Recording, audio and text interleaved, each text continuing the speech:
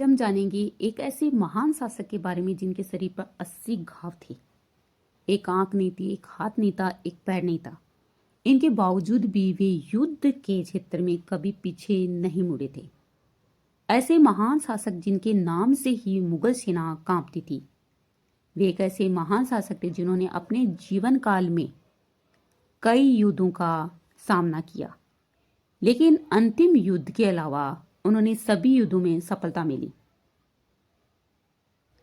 ऐसे महान योद्धा का अंत बड़ा ही दुखद हुआ। इन्हीं के परिजनों के द्वारा इनको जहर देकर मार दिया गया। तो इस वीडियो में हम जानेंगे महान योद्धा राणा सांगा के बारे में। तो आप हमारे इस वीडियो को अंत तक जरूर देखें। इन्हीं के दरबार में 7 राजा, 9 राव और 104 सरदार थे। ये वही राजा जिनके साथ सारे हिंदू राजपूत एकता के साथ लड़े थे। इन्हीं की तलवार से सल्तनत कांपती थी। जहां पर इनका ध्वज लहराता था वहां पर कोई शत्रु नहीं भटकता था। अगर हम इनके जीवन परिचय के बारे में जानें तो इनका पूरा नाम महाराणा संग्राम सिंह था। इनको राणा सांगा के नाम से जाना गया। इनका जन्म 12 अप्रैल 1482 को चित्तौड़ दुर्ग में हुआ था। इनके पिता का नाम राणा रायमल था। इनके दादा का नाम राणा कुंभा था और ये महाराणा प्रताप के दादा थे। मेवाड़ के महाराणाओं में राणा सांगा सर्वाधिक प्रतापी शासक हुए। उन्होंने अपने पुरुषार्थ के द्वारा मेवाड़ को उन्नति के शिखर पर पहुंचा दिया। वैसे तो मेवाड़ योद्धाओं की भूमि रहा है। यहाँ पर कई सूरवीरों ने जन्म लिया और अपने कर्तव्य का पालन किया। वे अपने समय के भारत के बहादुर योद्धा, अपनी वीरता और उदारता से जाने वाले सबसे शक्तिशाली हिंदू राजा थे। कर्नल टोर ने तो यहां तक कहा कि राणा सांगा को सिपाही का अंश नाम दिया, यानी कि सैनिकों का भग्नावशेष कहा, क्योंकि उनके शरीर पर 80 घाव थे। राणा सांगा ने अपने हौसले को युद्ध भूमि में कभी भी कमजोर नहीं पड़ने दिया। उन्होंने हिम्मत, मर्दानगी और वीरता को अपनाकर अपने आप को अमर बना दिया। अगर इनके पिता के बारे में जाने तो महाराणा रायमल के 13 कुंवर 2 पुत्रियां थी, जिनमें पृथ्वीराज, जयमल, राज सिंह तथा संग्राम सिंह व इनकी बहन आनंदबाई का नाम विशेष रूप से आता है। इन सब राजकुमार में पृथ्वीराज बड़ा ही योग्य, युद्ध विद्या में निपुण था और इनको उड़ना राजकुमार की उपाधि भी दी गई। तथा संग्राम सिंह भी महत्वाकांक्षी और बड़े ही साहसी थे। अब इसमें सबसे पहले राज्य की प्राप्ति का जो संभव कार्य था वो था पृथ्वीराज के लिए। उसके पश्चात जयमल तथा राज सिंह को राज्य का अधिकार मिल सकता था। उधर देखें तो महाराणा रायमल का जो चाचा था सारंगदेव, वो भी राज्य को प्राप्त करना चाहता था। ऐसी स्थिति में देखें तो राणा सांगा के लिए राज्य प्राप्ति की आशा करना भी दूर की बात थी। इसी बीच सभी राजकुमारों में उत्तराधिकार के लिए संघर्ष छिड़ गया। तो ऐसी स्थिति में एक दिन पृथ्वीराज, जयमल और सांगा अपनी अपनी जन्मपत्री लेकर एक ज्योतिषी के यहाँ पहुंचे। ज्योतिषी ने कहा कि संग्राम सिंह का राजयोग बड़ा ही बलिष्ठ है। अब ऐसी बात सुनकर पृथ्वीराज और जयमल क्रोधित हो उठे और उन्होंने राणा सांगा पर वार कर दिया, जिससे उनकी तलवार की हुल से राणा सांगा की एक आंख चली गई। इसी बीच बचाव करके उनके चाचा सारंगदेव ने राणा सांगा की मदद की और उनको कहा कि हम लड़ाई करने के बजाय एक भीमल गांव में चारण जाति की एक पुजारन रहती है जो कि चमत्कारिक है। हम उनसे इस बात का पता करते हैं कि किसका राजयोग है। वे सभी उस पुजारिन के पास गए और उससे भविष्यवाणी की बात की, तो उन्होंने भी उस ज्योतिष की बात को ही सही ठहराया। इस बात को सुनकर फिर से पृथ्वीराज, जयमल क्रोधित हो उठे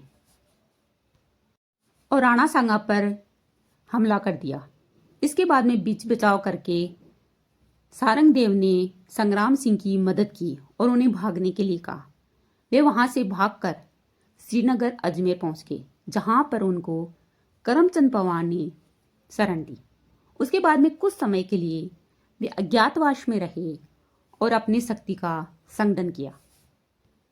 उधर कुंवर पृथ्वीराज को उन्हीं के बहनोई जगमाल देवड़ा ने जहर के लड्डू खिलाकर मार दिया था और दूसरी तरफ कुंवर जयमल सोलंकी से युद्ध करता हुआ मारा गया। और जो उनके चाचा थे सारंग देव, उनकी हत्या तो कुंवर पृथ्वीराज के द्वारा पहले ही की जा चुकी थी। तो अब संग्राम सिंह के विरोधियों की संख्या समाप्त हो चुकी थी। तो अब जो है राणा सांगा को ही उत्तराधिकारी घोषित कर दिया गया और 1509 में उनका राज्याभिषेक कर दिया गया। जब महाराणा सांगा का राज्याभिषेक हुआ तो उस समय पे दिल्ली का सुल्तान सिकंदर लोदी था, जिन्होंने आगरा को बसाया था। महाराणा सांगा की उपलब्धियों के बारे में जाने तो उन्होंने इब्राहिम लोदी के साथ युद्ध किए, जिसमें उनकी विजय हुई। इब्राहिम लोदी के साथ में उनका खातौली का युद्ध 1517 में हुआ, जिसमें इब्राहिम लोदी की हार हुई और महाराणा सांगा की विजय। राणा सांगा ने इब्राहिम लोदी को हराकर मेवाड़ पर अपना कब्जा मजबूत कर लिया। इनके बाद में उनका धौलपुर का युद्ध हुआ, जो कि इब्राहिम लोदी के साथ ही हुआ और इब्राहिम लोदी की इसमें भी हार हुई। इसके बाद में राणा सांगा ने ज्यादातर राजस्थान पर कब्जा कर लिया। उनके बाद में उनका बाड़ी का युद्ध हुआ, इसमें भी इब्राहिम लोदी की हार हुई और महाराणा सांगा की विजय। राणा सांगा और मालवा के सुल्तान महमूद खिलजी द्वितीय के बीच में 1519 में गागरोन का महत्वपूर्ण युद्ध हुआ था। यह युद्ध राजस्थान की गागरोन में हुआ था। इस युद्ध में राणा सांगा की जीत हुई थी। अगर इस युद्ध के बारे में जाने तो इस युद्ध में राणा सांगा ने महमूद खिलजी को बंदी बना लिया था। इस युद्ध के बाद में राणा सांगा ने चंदेरी किले पर कब्जा कर लिया। इस युद्ध के बाद में राणा सांगा को शिलवाड़ी और मेदिनी राय जैसे शक्तिशाली राजपूत नेताओं का समर्थन मिल गया तथा राणा सांगा ने मालवा के ज्यादातर हिस्सों पर कब्जा कर लिया। इस युद्ध के बाद में राणा सांगा ने मालवा में हिंदू शासन स्थापित कर दिया तथा उन्होंने मालवा के लोगों से जजिया कर हटाने का आदेश दे दिया तथा उन्होंने कई पड़ोसी राज्यों को हरा दिया था।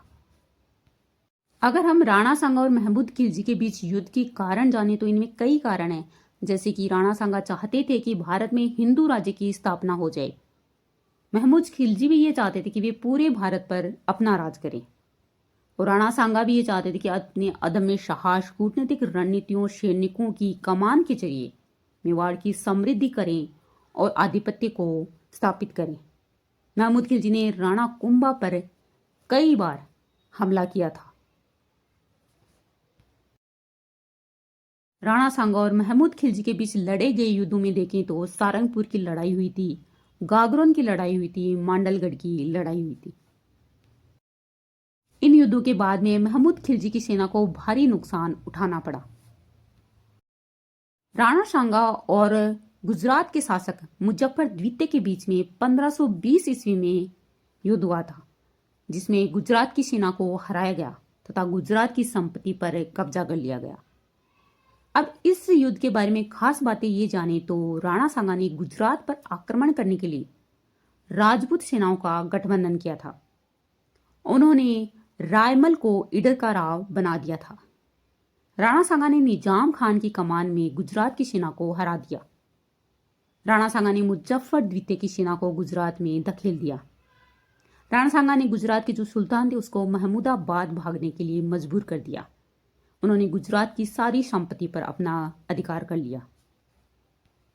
इसके बाद में राणा सांगा और जो मुगल शासक था बाबर, उनके बीच में बयाना का युद्ध हुआ था, जिसमें राणा सांगा की विजय होती और मुगल शासक बाबर की हार हुई थी।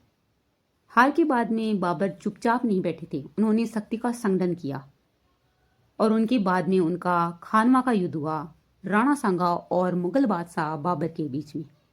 ये एक महत्वपूर्ण युद्ध था जो कि 16 मार्च 1527 को लड़ा गया। अब यह युद्ध किस वजह से लड़ा गया, इसके कारण देखें तो बाबर भारत पर अपना कब्जा करना चाहता था। राणा सांगा भी पूरे भारत पर अपना साम्राज्य स्थापित करना चाहते थे। बाबर ने राणा सांगा पर समझौते के उल्लंघन का आरोप लगाया था। बाबर को लग रहा था कि राणा सांगा ने उसे भारत आने के लिए निमंत्रण तो दे दिया, लेकिन अपना वादा नहीं निभाया। इधर बाबर की सेना ने धौलपुर, ग्वालियर और बयाना पर अपना अधिकार कर लिया था। राणा सांगा ने बाबर को खदेड़ने और पंजाब तक सीमित रखने की तैयारी की थी। इस युद्ध में बाबर ने बंदूक की सैन्य तकनीक, तोपखाने का प्रयोग किया था और नई नई तकनीकें अपनाई थी, जिससे कि युद्ध में बाबर की जीत हुई और राणा सांगा की हार हुई। खानवा के युद्ध में राणा सांगा की हार के कारण देखें तो बाबर की सेना ने अनेक प्रकार के शस्त्रों और तोपखाने का प्रभावी रूप से प्रयोग किया था तथा बाबर ने बेहतर सैन्य रणनीति का प्रदर्शन किया। राजपूत सेनाओं के बीच में एकता मजबूत नहीं थी। राणा सांगा के जो सहयोगी था हसन खान मेवाती, उन्होंने उन्हें युद्ध के टाइम पर धोखा दे दिया था। राणा सांगा युद्ध में घायल हो गए थे और युद्ध मैदान से बाहर निकलने को मजबूर हो गए। बाबर ने अपनी तुलुगमा युद्ध पद्धति का प्रयोग किया। राजपूतों की घुड़सवार सेना को उन्होंने ठिकानों पर वापस जाने पर मजबूर कर दिया। राजपूतों के पास में बड़ी संख्या में हाथी सेना थी, जिससे तोपखाने से वार होने पर हाथी अपनी ही सेना को कुचल रहे थे।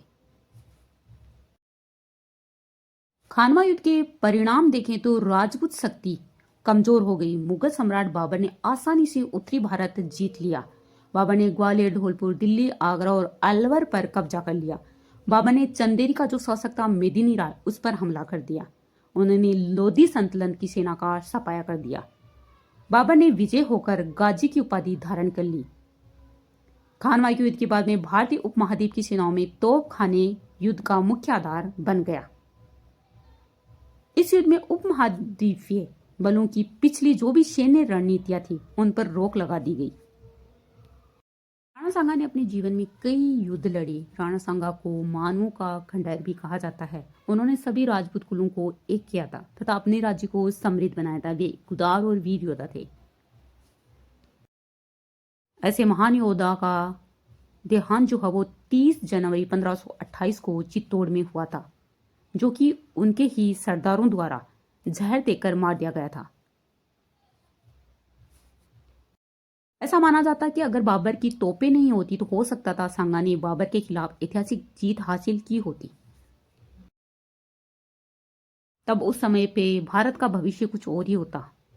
तो ये थी महत्वपूर्ण जानकारी महान योद्धा, वीर शासक राणा सांगा के बारे में। अगर आपको हमारी ये जानकारी अच्छी लगी है तो इस वीडियो को लाइक करें, शेयर करें तथा हमारे चैनल को सब्सक्राइब जरूर करें।